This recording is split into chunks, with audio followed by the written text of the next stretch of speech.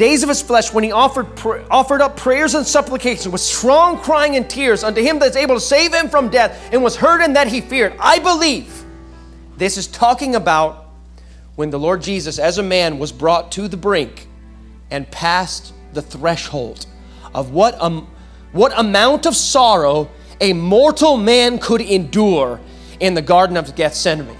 He was literally telling the truth that he was exceedingly sorrowful to the point of death. He was aware that he was about to die in the Garden of Gethsemane, and he wasn't going to be able to finish the course unless God miraculously strengthened his mortal body to endure the unspeakable throes of the sorrows that he was under.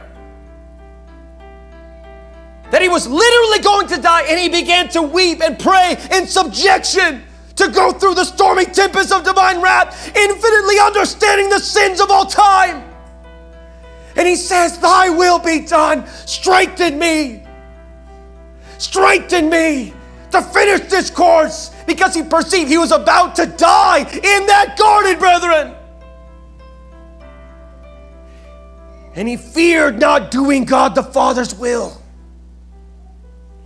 And God heard his prayer, and it says explicitly in Luke 22 that God sent an angel to strengthen him as he prayed earnestly with tears, suffering hematidrosis, sweating blood, on the brink of death. And he would have died, brethren,